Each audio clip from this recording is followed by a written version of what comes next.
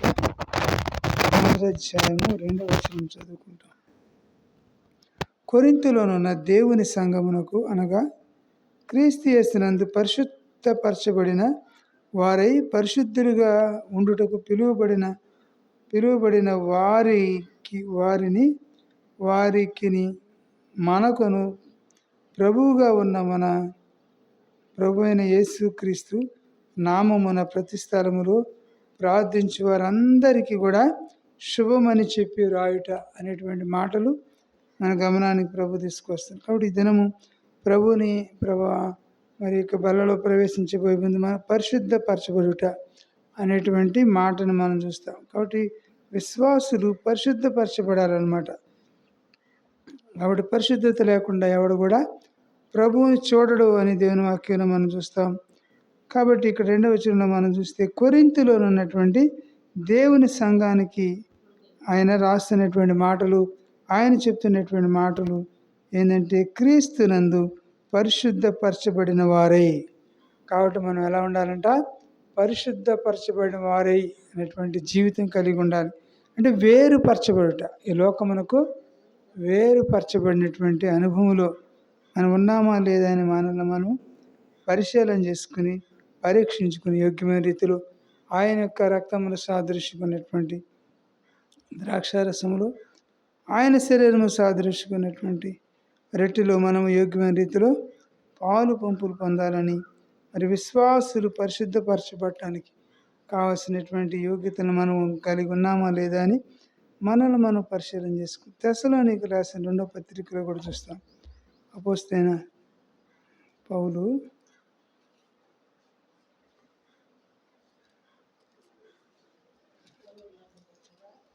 2వ పత్రిక చూడండి. తెస్సలోనికి రాసిన 2వ పత్రిక 2వ అధ్యాయము 13వ వచనం.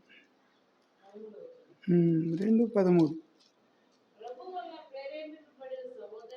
కాబట్టి ప్రభు వలన మరి ప్రేమింపబడిన సహోదరులారా, ఆత్మ మిమ్మును పరిశుద్ధపరచడం వలనను మీరు సత్యమును నమ్ముట వలనను రక్షణ పొందుటకు దేవుడు ఆది నుండి మిమ్మును ఏర్పరచుకొని కనుక మేము మిమ్మును బట్టి ఎల్లప్పుడూ దేవునికి కృతజ్ఞతాస్తుతులు చెల్లింప బద్ధులమై ఉన్నామని దేవుడు మాట్లాడుతున్నాడు. కాబట్టి మనం ఎలాగున్నాము అనేటువంటి విషయాలు అపోస్తలుడైన పౌలు గారు ఇక్కడ మన గమనానికి తీసుకువస్తూ ఉన్నారన్నమాట. ఈ మాటలు కూడా మనం చదువుకుంటాం. నేను చెప్తే వినండి. ఈ మాటలు కూడా ప్రభు యేసుక్రీస్తు వారు ప్రభు వలన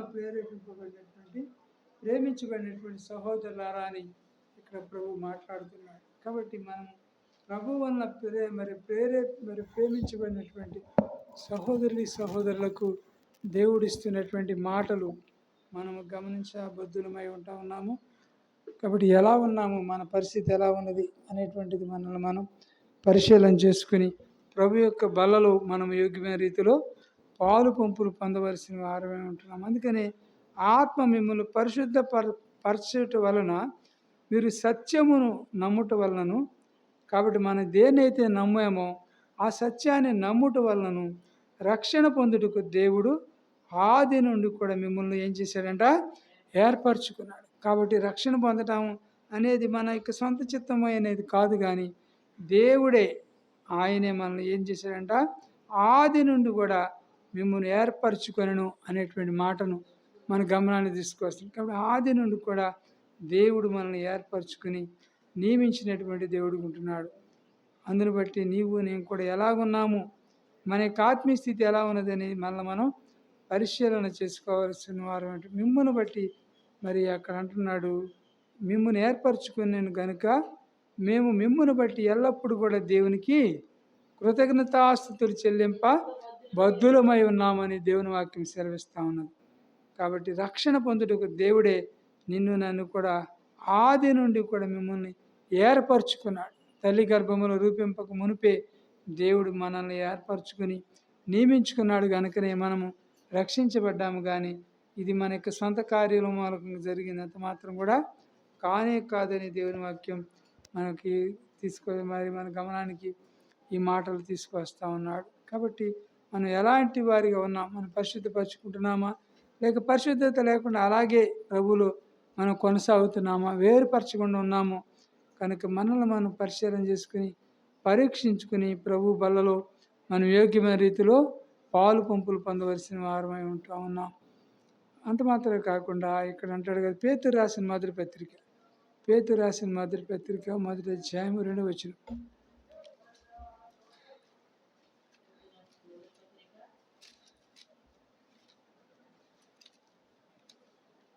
పేతురు రాసిన మొదటి పత్రికలో కూడా చూడండి, 1వ అధ్యాయం 2వ వచనం.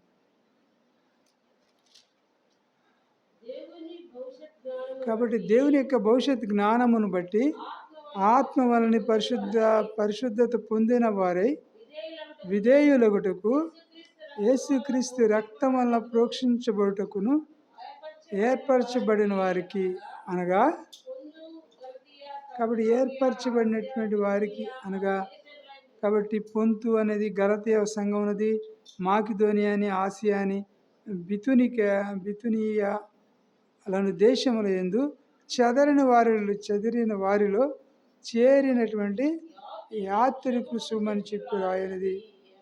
కాబట్టి మీకు కృపయు సమాధానం కూడా విస్తరింపుగా కానీ దేవుడు పలుకుతూ ఉన్నాడు. కాబట్టి ఏర్పరచబడిన వారికి అనగా, కాబట్టి ఏర్పరచబడినటువంటి నీకు నాకు కూడా దేవుడు చెప్తున్నటువంటి మాటలు మరి ఎలాగూ మనం ఏర్పరచుకున్నాడు కనుక మనం మరి దేవునికి తగినట్లుగా జీవిస్తున్నామా లేదా అని మనల్ని మనం పరిశీలన చేసుకుని పరీక్షించుకుని యోగ్యమైన రీతిలో ప్రభు యొక్క బలలో మనం పాలు పంపులు పొందవలసిన వారమై ఉంటా ఉన్నాం. కాబట్టి అలా ఉన్నామా లేదా అని కూడా మనం పరిశీలన చేసుకున్నాం. అదే మరి మొదటి కొరింథీ పత్రికలోనే కొన్ని మాటలు చూస్తాము. అపోస్తలుడైన పౌలు కొరింథీ సంఘానికి రాస్తూ మొదటి పత్రిక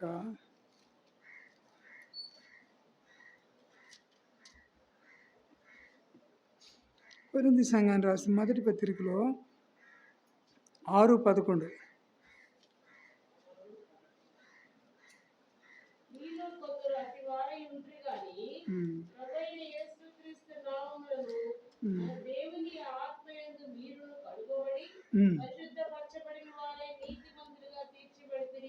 అవును. కాబట్టి మనం ఎలాగున్నామంటే అటువలే అంటున్నా, అటువలే మీరు కూడా పాపం విషయమై మృతులుగాను దేవుని విషయమై క్రీస్తు యేసునందు అలాంటి వారికి ఉన్నామంట.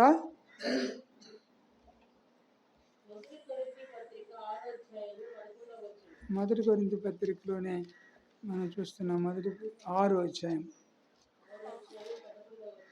6:11 మరి చెప్తున్నటువంటి మాటలు చూస్తే, మీలో కొందరు అట్టివారై ఉంటుంది కానీ ప్రభు అయిన యేసుక్రీస్తు నామమును మన దేవుని ఆత్మ యందు మీరు ఎలాంటి వారికి ఉన్నామంట, కడుగుబడినటువంటి అనుభవములు. కాబట్టి ఒకప్పుడు నీవు నేను కూడా ప్రభు రక్త దేహములో మనం కడగబడలేదు, ఆయన రక్తంలో కడుగుబడలేదు కనుక కడగబడిన స్థితిలో ఉన్నాము. అయితే కడుగుబడిన వారై అనేటువంటి మాటని ప్రభు మనకి అందిస్తూ ఉన్నారు. అక్కడ చూసినప్పుడు మనం ఎలాంటి వారికి ఉన్నామంటే, మరి కొందరు అట్టివారై ఉంటారు కానీ ప్రభు అయిన యేసుక్రీస్తు నామమును మన ప్రభు అయిన ఆత్మ యందు కూడా మీరు కడగబడి పరిశుద్ధపరచబడిన వారై. కడగబడటం మూలకంగా నీవు నేను కూడా ఏం చేయబడ్డామంట, పరిశుద్ధపరచబడిన వారవేరు. మూడవది నీతిమంతులుగా తీర్చబడినారు. కాబట్టి ప్రభు నిన్ను నన్ను కూడా మొదటిగా కడిగినాడు, తర్వాత పరిశుద్ధపరిచినాడు, మూడవది నీతిమంతులుగా తీర్చినటువంటి దేవుడు ఉన్నాడు. కనుక మనం కడిగినటువంటి వారిగా ఉన్నామా? కాబట్టి మరలా మరి కడగబడినటువంటి ఏం రాయబడుతుందంట, కాబట్టి కడగబడి నీవు నేను కూడా పరిశుద్ధపరచబడ్డా. ఓ దేవుడు నిన్ను నన్ను కూడా తన యొక్క స్వరక్తముతో, తన యొక్క సొంత రక్తంతో మనల్ని కడిగినటువంటి దేవుడు. మరి నిన్ను నన్ను కూడా పరిశుద్ధపరచబడిన. ఒకప్పుడు నీలో నాలో పరిశుద్ధత లేదు, అయినా కూడా దేవుడు ఆయన నిన్ను నన్ను కూడా పరిశుద్ధపరిచాడు. ఆయన రక్తంలో పరిశుద్ధపరిచి విమోచించినాడు కనుకనే మరి నిన్ను నన్ను కూడా నీతిమంతులుగా తీర్చబడుతుంది. కాబట్టి ఒకప్పుడు నీతి లేదు మనలో, కాబట్టి అయినా కూడా దేవుడు నిన్ను నన్ను కూడా మనలందరూ కూడా నీతిమంతులుగా తీర్చాడండి. అందును బట్టే మన ప్రభుని మరి ఈ యొక్క బల్లలో పాలు పంపులు పొందే ముందు నీ కూడా మన నీతిని మనం కలిగి ఉన్నామా? లేక నీతి నిమిత్తమై ఏమని రాయబడుతుంది? మరి అక్కడ చూస్తే నీతి కొరకు ఆకలి దప్పులు గలవారు ధన్యులని మరి మత్తయి సువార్త 5వ అధ్యాయంలో మనం చూస్తాం. కాబట్టి నీతి కొరకు మనం ఆకలి దప్పులు కలిగిన వారు ధన్యులంట. కాబట్టి మనం నీతిని కలిగి ఉంటున్నామా? లేక నీతిని తప్పేవారిగా ఉంటున్నామో మనల్ని మనం పరిశీలన చేసుకుని మరి నీతిమంతులుగా తీర్చబడితిరన్నాడు. కాబట్టి దేవుడు మనల్ని నీతిమంతులుగా తీర్చినాడు కనుక మనం మరలా నీతిని వదిలేసి అనీతిమంతులుగా ఉంటున్నామేమో మనల్ని మనం పరీక్షించుకుని యోగ్యమైన రీతిలో ప్రభు యొక్క శరీరం సాదృశ్యుకున్నటువంటి రెట్టిలో మనము పాలు పంపులు పొందుదాం. దేవుడి యొక్క హెచ్చరికల్ని మన వినికిడిలో దీవించును గాక. ఆమేన్.